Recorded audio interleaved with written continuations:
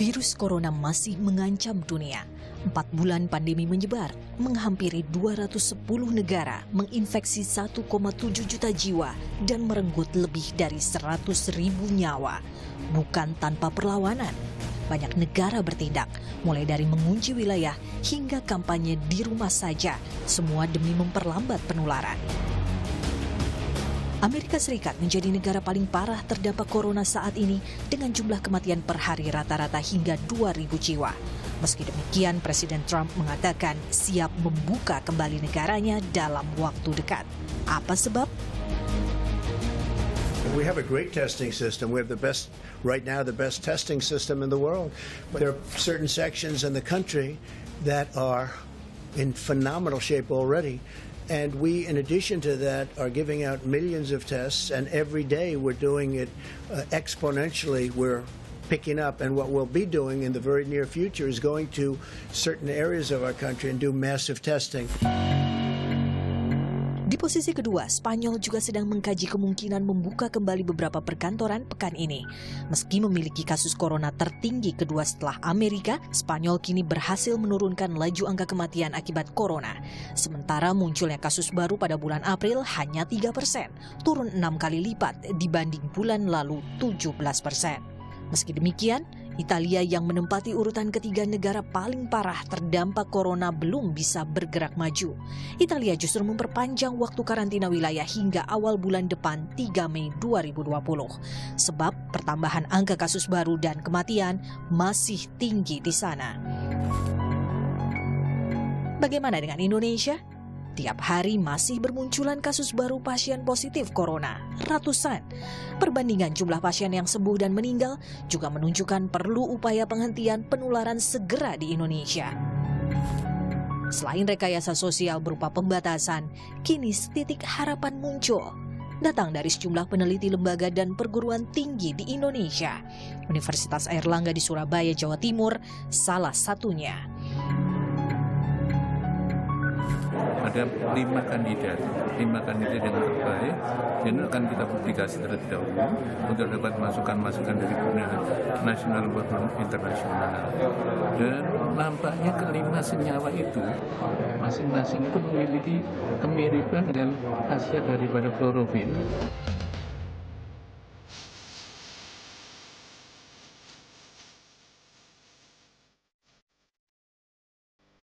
Harapan dan tantangan kerap datang bersamaan.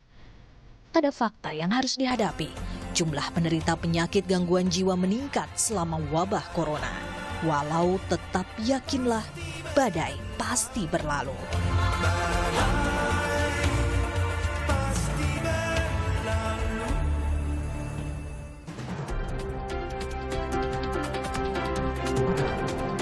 Saudara, dunia masih terus berusaha melawan wabah virus corona, termasuk Indonesia. Tercatat hingga hari ini ada lebih dari 4.500 kasus positif warga Indonesia yang terjangkit corona di Indonesia, dengan angka kematian 399 orang.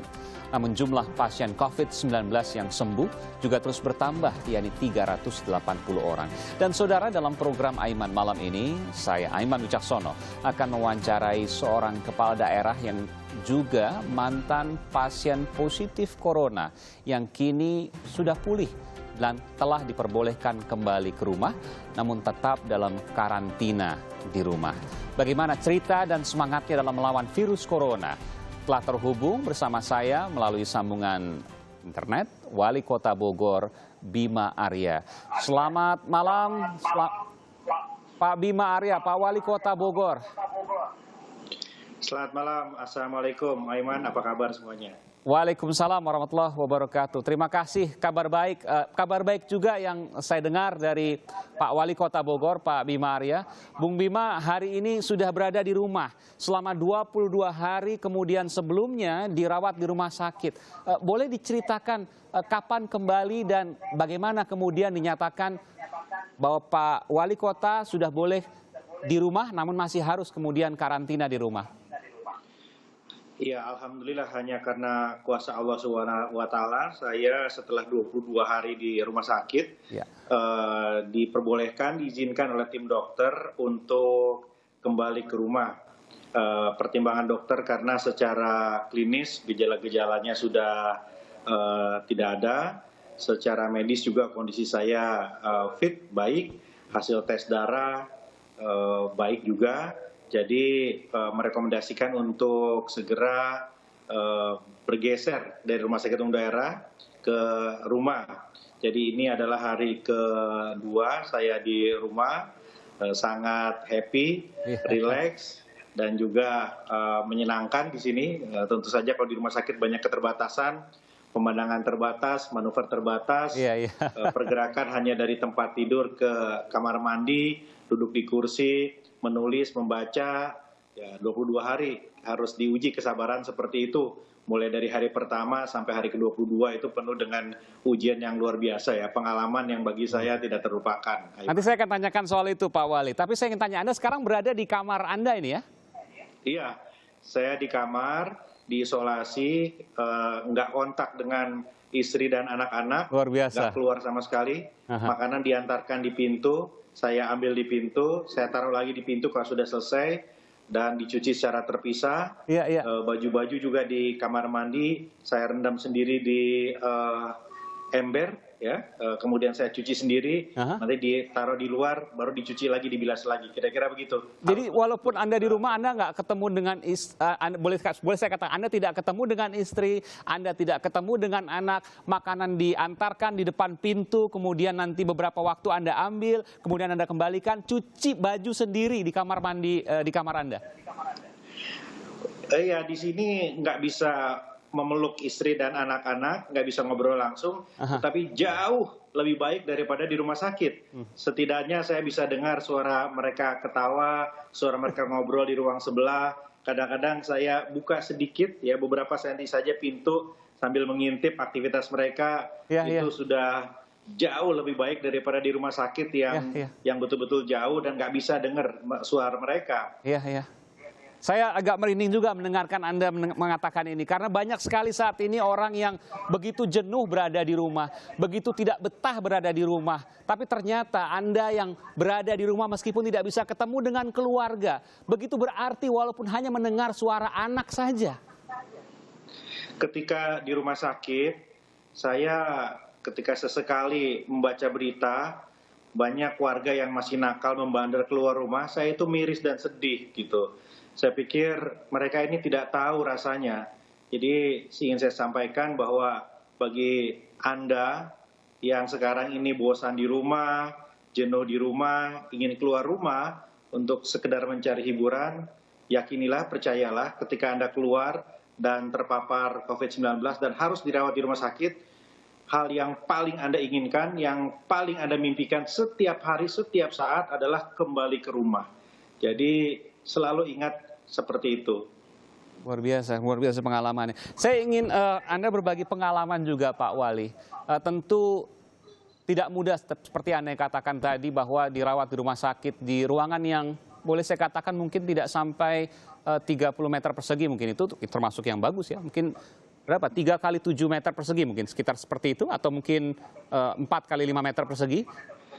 Iya, saya ukur itu 3 kali 7. Oh, 3 kali 7. Hanya ada satu tempat tidur, satu rak di sebelah saya, kemudian kursi dan meja. Meja itu untuk makan dan untuk saya menulis.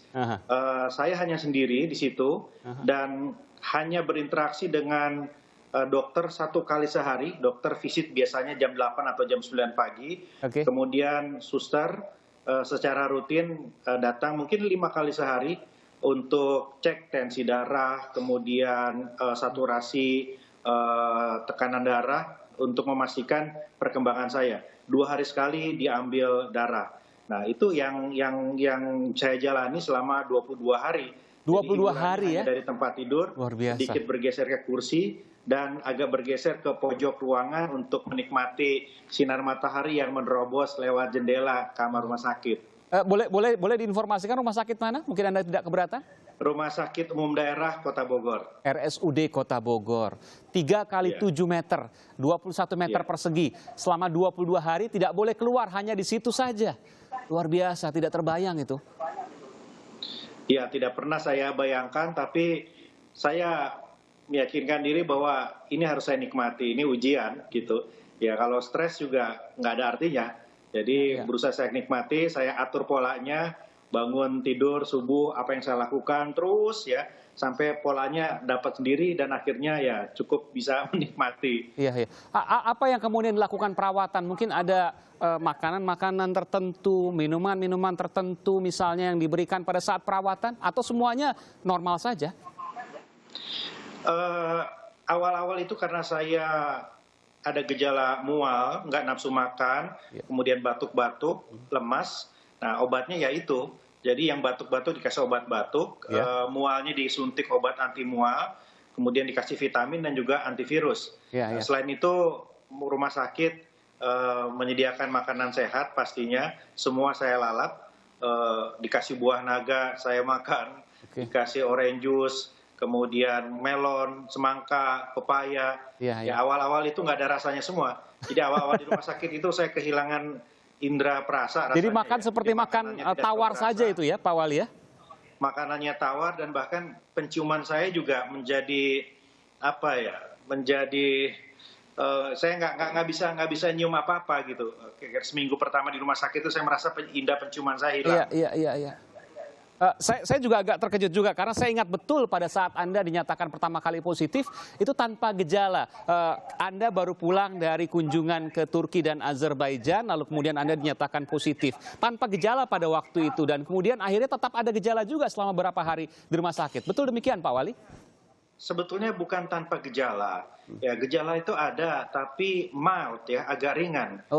Gejalanya itu mungkin kalau yang pernah merasakan demam berdarah agak mirip seperti itu.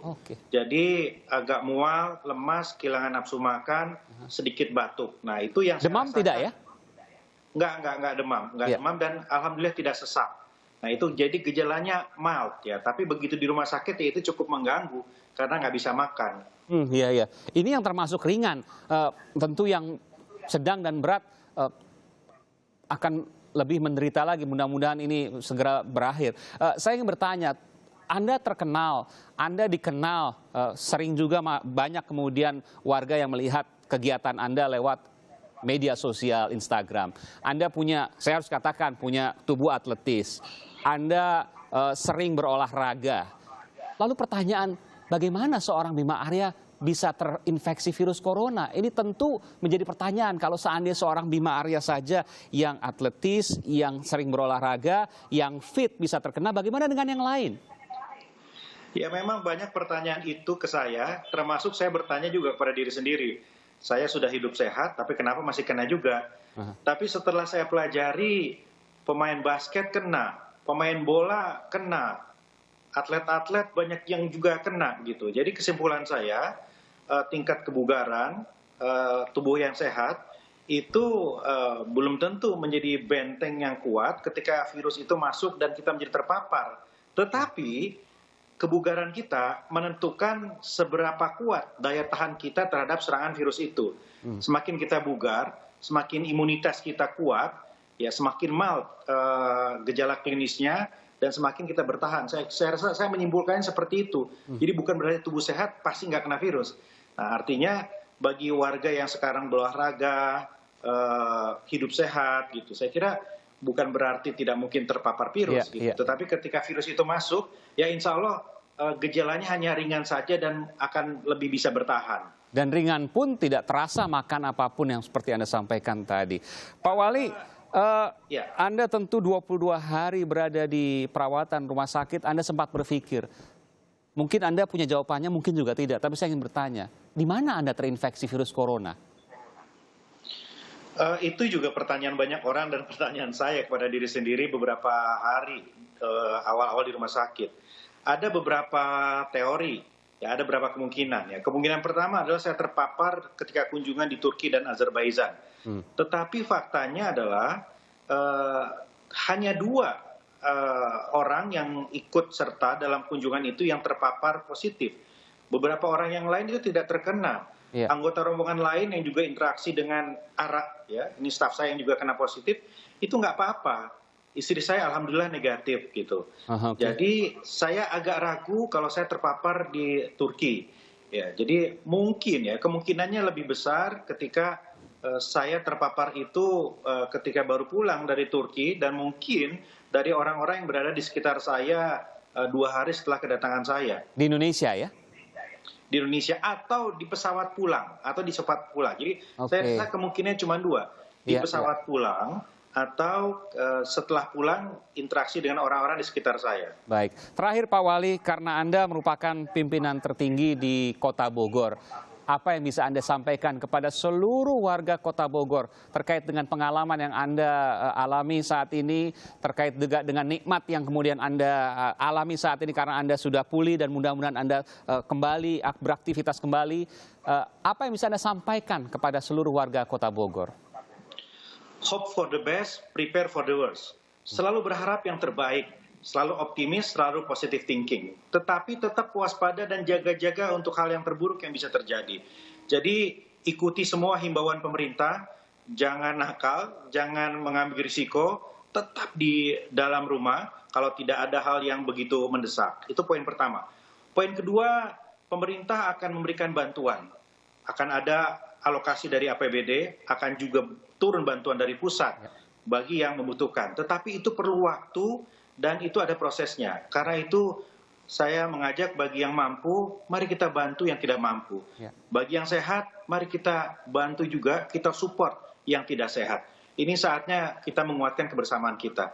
Corona ini bukan hanya ujian bagi kesehatan kita, tapi ujian bagi keimanan dan juga ujian bagi kebersamaan kita.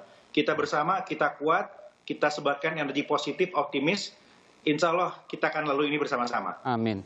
Terima kasih Pak Wali Kota Bogor, Bima Arya Sugiarto, yang telah memberikan informasi berharga terkait dengan pengalamannya yang baru saja pulih dan semoga kembali beraktivitas, cepat sehat kembali. Berapa hari Pak Wali harus berada di kamar?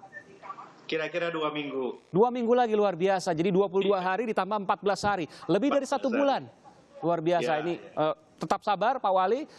Insya Allah. Iya, nanti tentu saya tahu Pak Wali yang begitu banyak aktivitas, begitu energik tentu tidak betah. Tapi lebih kemudian berbahaya ketika kemudian tidak mengikuti anjuran dokter. Begitu juga kemudian cerminan bagi orang-orang yang kemudian jenuh di rumah. Ternyata rumah itu adalah luar biasa. Walaupun harus dikarantina seperti Pak Wali karena baru saja sembuh dari corona. Terima kasih Pak Wali, semoga kesehatan untuk kita semua, bangsa Indonesia. Assalamualaikum warahmatullahi wabarakatuh. Dan saudara, banyak informasi terkait virus corona ternyata bisa mempengaruhi kondisi psikologi seseorang. Rasa cemas, panik, hingga stres yang meningkat. Benarkah angka gangguan psikologis hingga jiwa bertambah di tengah pandemi corona? Dan ada harapan untuk mengatasinya? Kami akan segera kembali saat lagi.